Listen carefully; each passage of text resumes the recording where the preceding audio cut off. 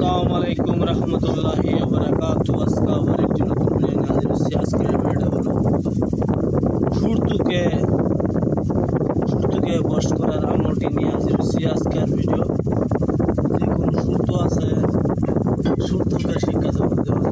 শত্রু আপনার বশীভূত হবে, সুরতু আপনার সাথে পারবে না। এই জন্য সঠিক নিয়ে হাজির হয়েছি। কেমনে কাজ করতে না করতে আপনাদের 4টি-5টি সূত্র আছে। 4টি-5টি সূত্র আছে। এই সূত্র আপনি বন্ধ করতে পারবেন। আপনাকে দেখে এরা ভয় পাবে। এই কাজটা করবেন ইনশাল্লাহ। এই কাজ করেন, অবশ্যই সঠিকভাবে কাজ করতে হবে। যে আপনি সেইভাবে কাজ করবেন, সূত্র আপনার বশীভূত হয়ে যাবে। সূত্র কেমনে বশীভূত হবে না হবে আমি ভিডিওর মাঝে বলে দেব। তার আগে ভিডিওটা যদি ভালো লাগে সাবস্ক্রাইব করবেন, শেয়ার করবেন, লাইক করতে ভুলবেন না। আপনারা সাবস্ক্রাইব হওয়ার সাথে অবশ্যই কোনো গ্রামে এরকম সূত্র আছে আর বলতে লাগে না, পুটকিটা হলি পড়তে থাকে। এগুলা সূত্রের জুতা মারতে লাগে সূত্রের কপালে জুতা মারতে লাগে। সূত্র আছে, ধরুন কিছু না করলেও হ্যাঁ সূত্র মানে করেই যাবে। এগুলো ধরে সেটা জুতা মারতে লাগে কপালে, তেগা শিক্ষা হবে। ভিডিও মূল ধরে চলে যায়। ভিডিও অত বড় করবো না, যাকে যা আপনি বশীভূত করতে চান সবার পাওয়ার, ডাইন পাওয়ার মাটি আনতে হবে। বালু আনিয়া সবার বাম পাওয়ার মাটি আনতে হবে।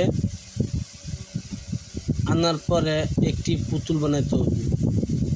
পুতুলটি অবশ্যই শনিবার দিন হতে হবে।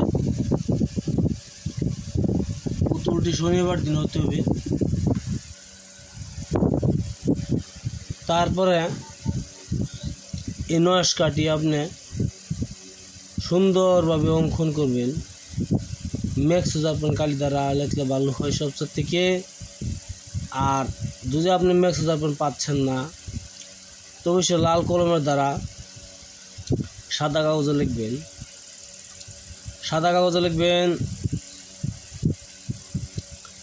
আর এটা কি করবেন, তাবিজটি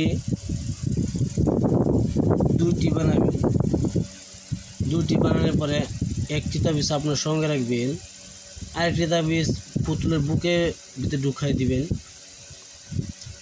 পুতুলের ভিতর ঢুকানোর পরে তাবিজটা এই পুতুলটি শুকাবেন। শুকানোর পরে কি করবেন, একটি পুরানো স্থানে, কবরস্থানে দাফন করে দিবেন। আরেকটি তাবিজ আপনার সঙ্গে রাখতে পারেন, সঙ্গে রাখলে ভালো হয়। আর এই পুতুলটি পুরানো কবরস্থানে দাফন করে দিবেন। তারপরে দেখবেন আপনার যে কোনো শত্রু সব বশীভূত হয়ে যাবে। যে যত নাম আছে তাবিজের নিচে অবশ্যই শত্রুর নাম দিলে সবচেয়ে ভালো হয়।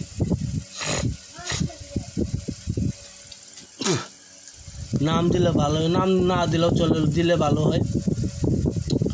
অবশ্যই শত্রুর পাওয়ার মাটি আনতে হবে, অবশ্যই ডাইন পাওয়ার মাটি আনি একটি পুতুল বানাবেন।